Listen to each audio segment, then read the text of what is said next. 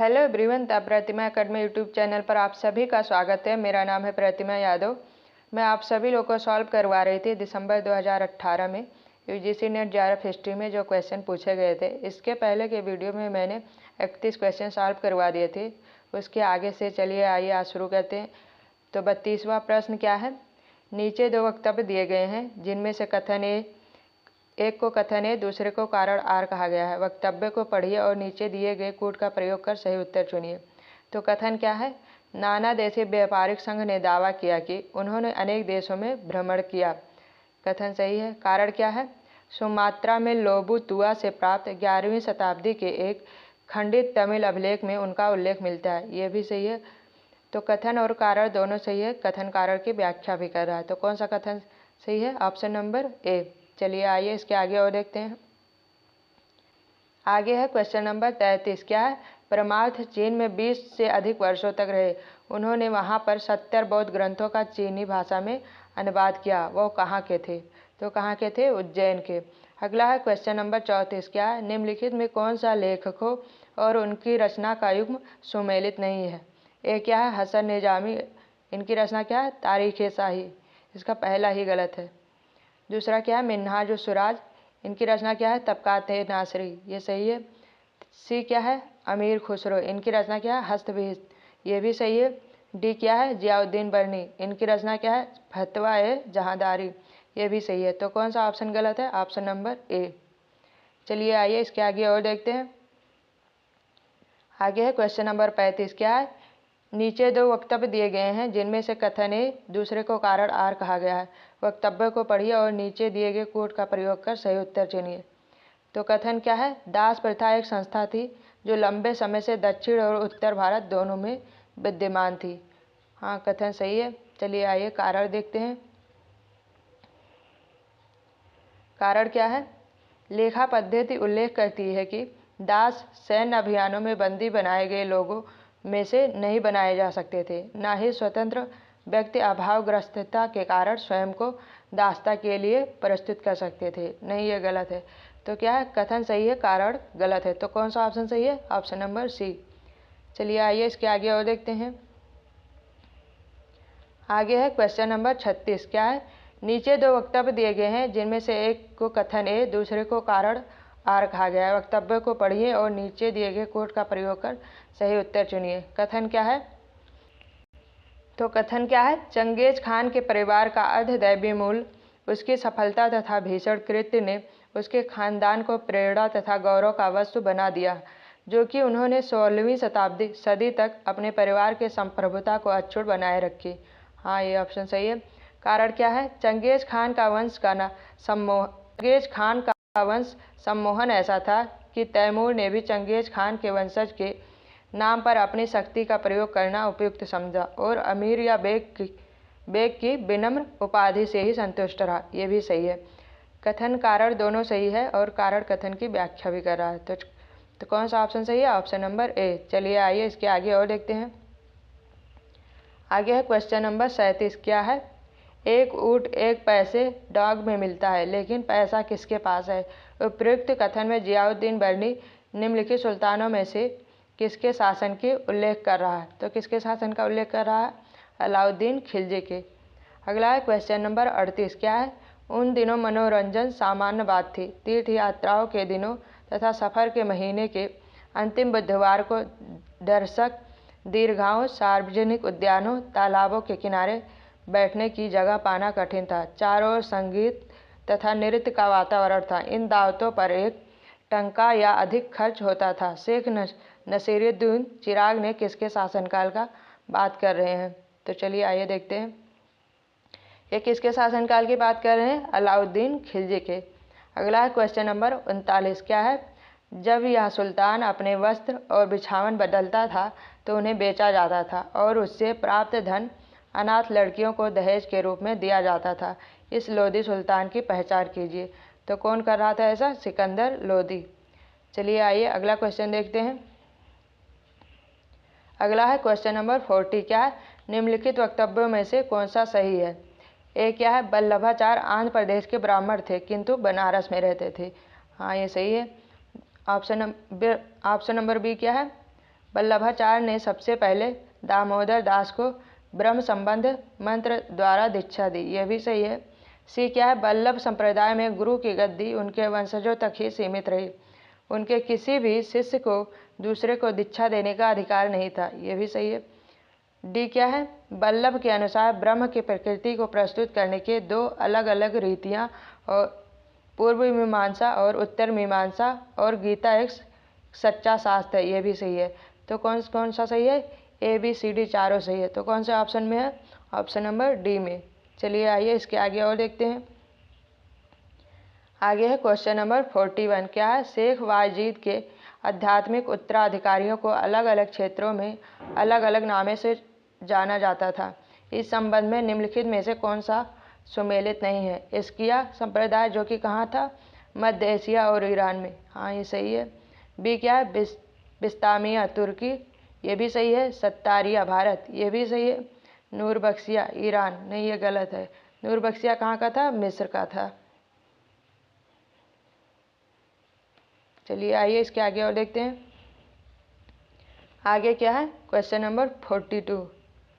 क्या है, नीचे दो वक्तव्य दिए गए हैं जिनमें से एक कथन ए है, दूसरा कारण आर है। वक्तव्य को पढ़िए, नीचे दिए गए कोट का प्रयोग कर सही उत्तर चुनिए।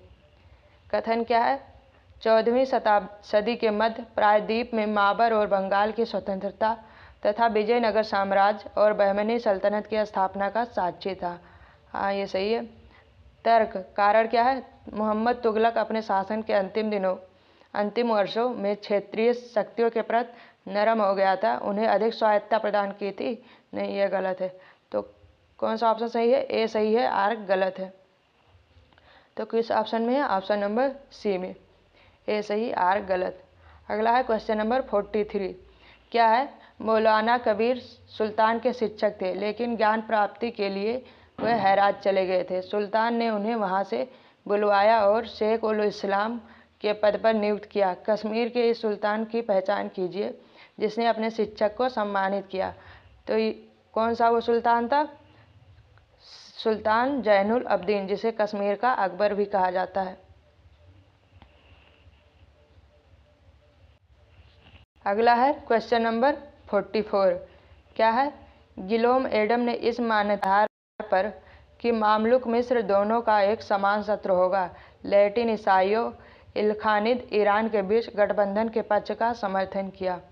कथन सही है। कारण क्या है, मिस्र के साथ लाल सागर से होकर भारतीय व्यापार की नाकाबंदी के लिए नौसैनिक अवरोध खड़ा करने की धारणा और योजना नया विचार था, किंतु इसे कभी भी व्यवहार में नहीं लाया जा सका। तथापि 2 शताब्दियों के बाद पुर्तगालियों ने इसे कार्यान्वित कर दिया।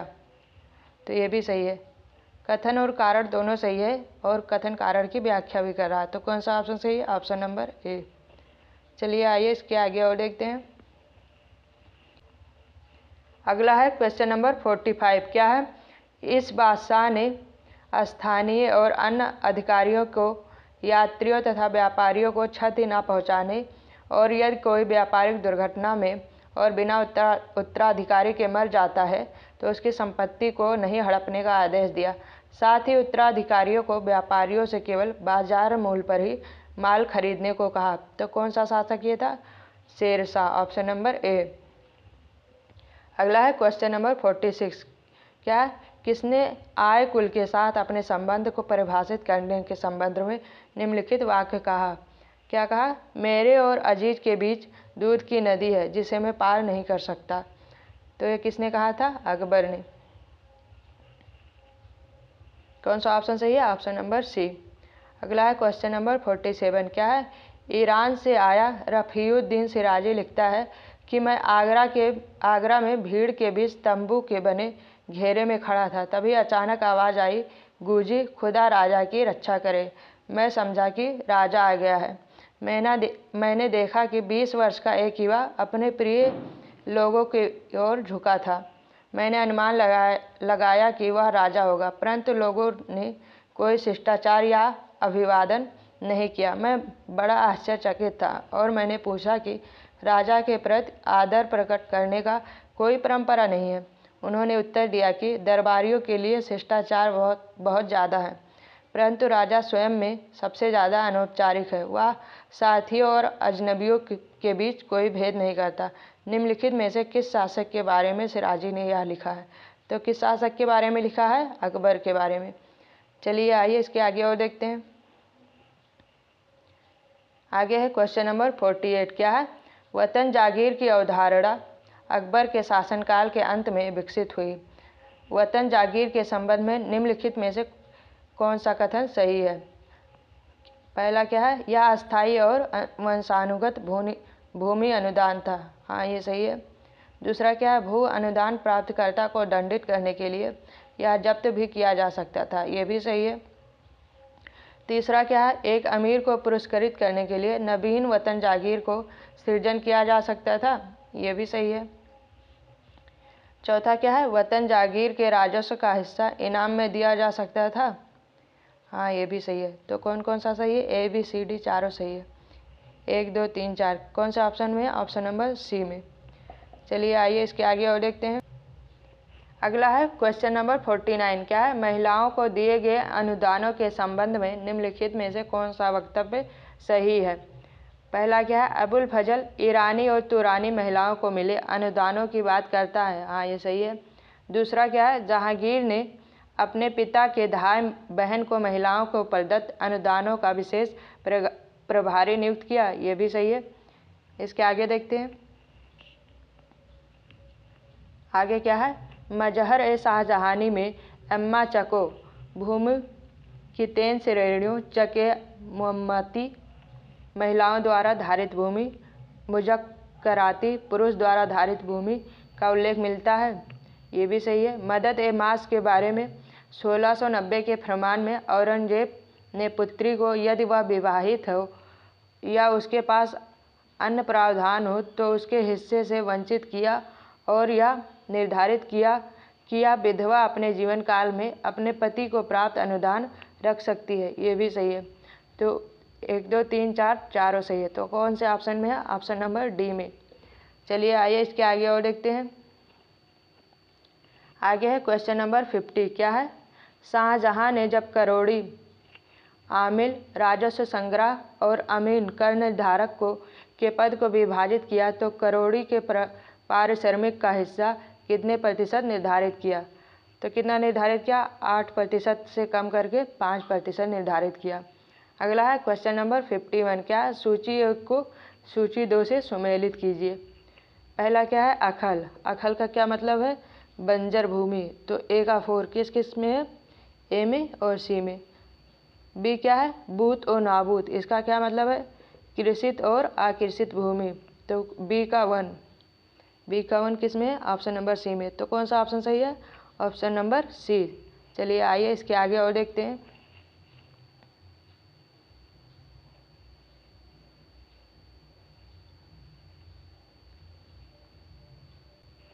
अगला है क्वेश्चन नंबर 52। क्या है? बादशाह शाहजहां और गुरु हरगोबिंद के बीच संघर्ष आखेट के मुद्दे पर था, जिसके कारण एक के बाद एक सैन्य संघर्ष हुए। सिख सेना का नेतृत्व किस पठान ने किया था? तो किसने किया था? पाइंदा खान ने। कौन से ऑप्शन में है? ऑप्शन नंबर सी में। अगला क्वेश्चन है 53। क्या है? किसके काल में अष्टप्रधान मंडल में पंत प्रतिनिधि और हुकूमत पनाह नामक 2 नए पद जोड़े गए? तो किसके शासनकाल में जोड़े गए थे? छत्रपति राजा राम के शासनकाल में। अगला क्वेश्चन है 54। क्या है? अकबर के दरबार में चित्रकारों में कौन सा कहार पुत्र था? तो कौन थे? दस्वंत थे। अगला क्वेश्चन है 55। क्या है? चित्रकला का कांगड़ा शैली का मुख्य विषय क्या था? तो क्या था? कृष्ण राधा, शिव पार्वती, नायिका भेद, संयोग वियोग। ये चारों थे। तो कौन से ऑप्शन में है? ऑप्शन नंबर ए में। चलिए आइए इसके आगे और देखते हैं। आगे है क्वेश्चन नंबर 56। क्या है? सूची 1 को सूची 2 से सुमेलित कीजिए और नीचे दिए गए कूट से उत्तर चुनिए। पहला क्या? अब्दुल समद। इनकी उपाधि क्या है? सीरी कलम। तो 1 ऑफ 3 कौन सा ऑप्शन में? एक ही ऑप्शन में, ऑप्शन नंबर डी में। अगला क्वेश्चन क्या है? 57। क्या है? निम्नलिखित में से कौन सा स्मारक तुगलक कालीन ढलावदार दीवार तकनीक के प्रयोग का अंतिम उदाहरण है। तो कौन सा उदाहरण है? ईसा खान का मकबरा। चलिए आइए इसके आगे और देखते हैं कौन सा प्रश्न है। प्रश्न नंबर 58 क्या है? कथन और कारण का। चलिए देखते हैं कौन सा प्रश्न है। क्या है? पहला है कथन ए। क्या है? मनुकी कहता है सूरत में पोतारोहण के लिए पहुंचने पर आप प्रचुर मात्रा में धन पाते हैं, क्योंकि भारत के अमीरों का प्रमुख व्यापार फिरंगी देशों फ्रांस, इंग्लैंड और यहाँ तक इटली के लिए सट्टाबाजी पर अपने धन लगाना था। हाँ, ये गलत है, क्योंकि उस समय भारतीय सट्टाबाजी नहीं करते थे। कारण क्या है? यद्यपि अमीरों द्वारा भारत देश में कुल व्यापार का एक अंश मात्र था। इसका अर्थ है कृषि से निकाले गए संसाधनों के एक हिस्से घरेलू और विदेशी व्यापार में विपतित करना था। हाँ, ये सही है। तो पहला क्या? कथन गलत है, कारण सही है। कौन सा ऑप्शन में है? ऑप्शन नंबर डी में है। अगला है क्वेश्चन नंबर 59। क्या है? अलीवल खान निम्नलिखित भवनों में से किसका वास्तुकार था? ए है हसन खान सूर का मकबरा, बी क्या है? शेरशाह सूरी का मकबरा, सी क्या है? अधम खां का मकबरा, डी क्या है? हुमायूं का मकबरा। तो किसका था? हसन खां सूर का मकबरा का वास्तुकार था और दूसरा शेरशाह सूरी के मकबरे का वास्तुकार था। तो ए और बी किस ऑप्शन में है? ऑप्शन नंबर ए में है। चलिए आइए इसके आगे और देखते हैं। आगे है क्वेश्चन नंबर 60। क्या है? जब राजस्थान की एक रियासत के चारण अपने राजा के द्वारा स्वयं पर अत्याचार के बारे में मुगल बादशाह से शिकायत करने गए, तो बादशाह ने यह कहकर कि वह मोटा राजा है, उनकी शिकायत को अनदेखी कर दी। राजा, उनकी रियासत और मुगल बादशाह जिसने उसे मोटा राजा कहा कि निम्नलिखित में से पहचान कीजिए। तो किसके बारे में कहा गया? जोधपुर के राजा उदय सिंह और किसने कहा? बादशाह अकबर ने। कौन सा ऑप्शन सही है? Option number A. चलिए आइए इसके आगे और देखते हैं। आगे है क्वेश्चन नंबर 61। क्या है?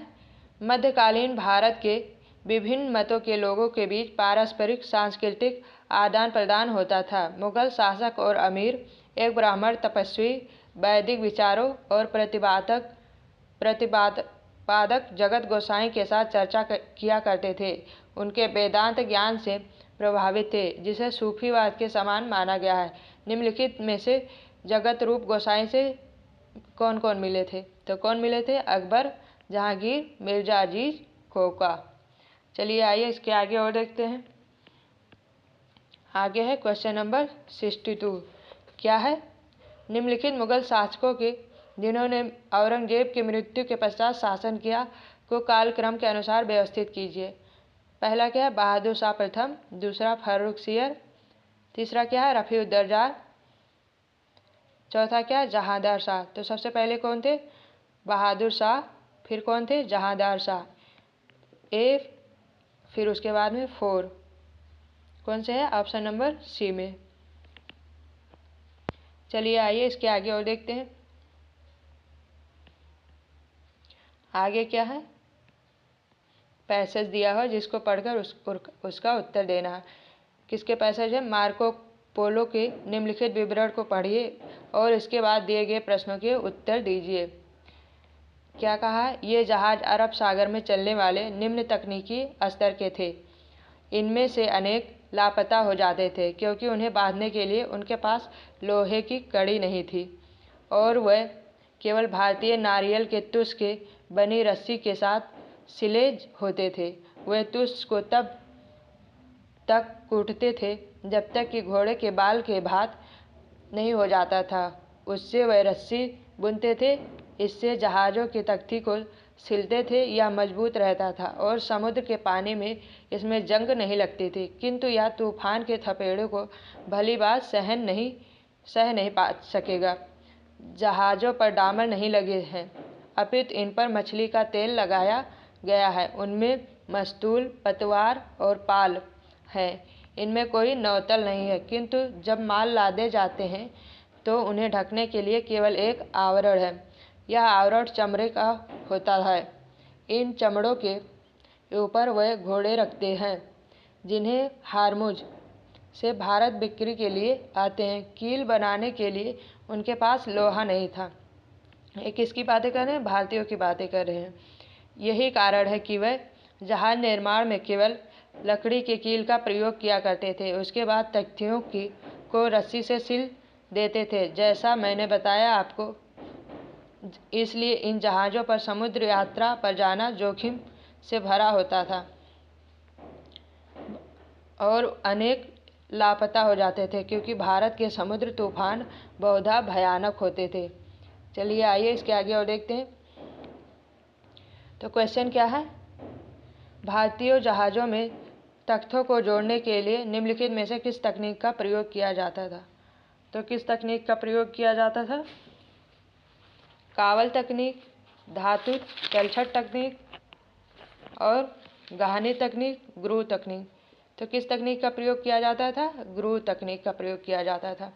आगे है क्वेश्चन नंबर कौन सा है? 64। क्या है? मार्को पोलो के अनुसार भारतीय जहाज़ों में सामान्यतः कितने मस्तूल होते थे? कितने होते थे? 1 मस्तूल होते थे। चलिए आइए इसके आगे और देखते हैं।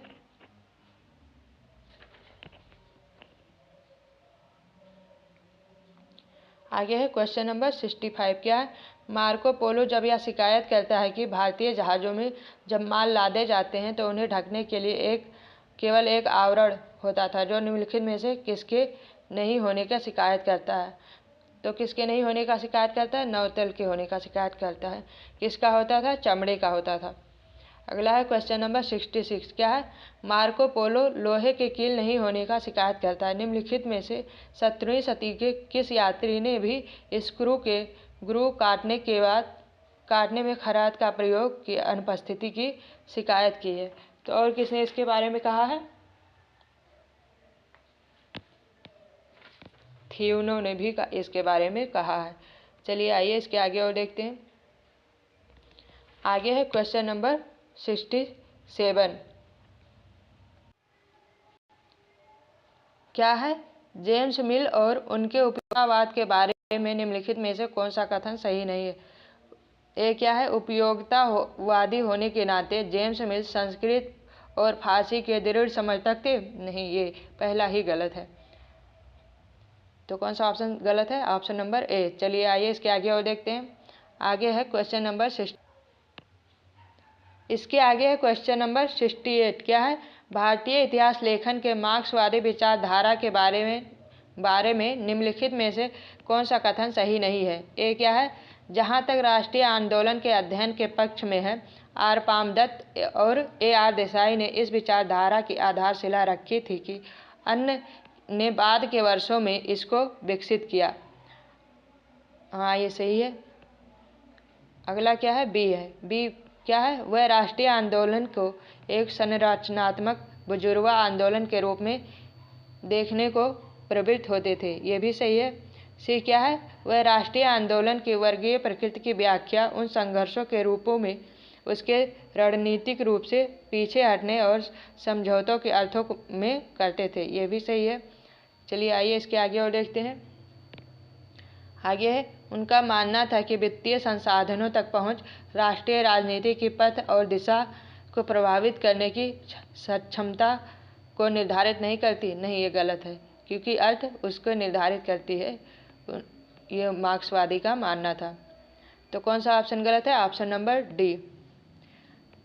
चलिए आइए इसके आगे और देखते हैं। अगला है क्वेश्चन नंबर 69। क्या है? निम्नलिखित राजनीतिक संगठनों को उनके स्थापना के आधार पर कालक्रम में व्यवस्थित कीजिए और नीचे दिए गए सही उत्तर चुनिए। पहला क्या है? द मद्रास महाजन सभा। दूसरा क्या है? द पूना सार्वजनिक सभा। तीसरा क्या है? Indian association. चौथा क्या है? The Bombay presidency association. तो मद्रास महाजन सभा की स्थापना कब हुई थी? 1884 में। पूना सार्वजनिक सभा की स्थापना कब हुई थी? 1870 में। द इंडियन एसोसिएशन की स्थापना कब हुई थी? 1876 में। द बॉम्बे प्रेसिडेंसी 1885 में। तो सबसे पहले कौन आता है? बी, पूना सार्वजनिक सभा। उसके बाद में सी, द बॉम्बे प्रेसिडेंसी एसोसिएशन। दूसरा फिर तीसरा कौन से ऑप्शन में? ऑप्शन नंबर सी में है। चलिए आइए इसके आगे और देखते हैं। आगे है क्वेश्चन नंबर 70। क्या है? कौन 1857 के विद्रोह को राष्ट्रीय आंदोलन के स्रोत के रूप में मानता है? तो कौन मानता है? PC Joshi, PE Roberts, Percival Spear, Sumit Sarkar. तो कौन मानते हैं इसको? पीसी जोशी। अगला है क्वेश्चन नंबर 71। क्या है? वल्लभाचार्य के अनुयायियों ने 1862-63 में किसके विरुद्ध द मद्रास लाइबल केस को दायर किया था? तो किसके विरुद्ध दायर किया था? करसन दास जी मूल जी के विरुद्ध में। आज यहीं तक करते हैं, इसके आगे किसी और वीडियो में इसको डिस्कस करेंगे। आई होप आप सभी लोगों को समझ में आया होगा, अच्छा लगा होगा। आप सभी लोगों को अगर वीडियो पसंद आता, अच्छा लगता है तो वीडियो को लाइक, शेयर और चैनल को सब्सक्राइब करें। Thank you.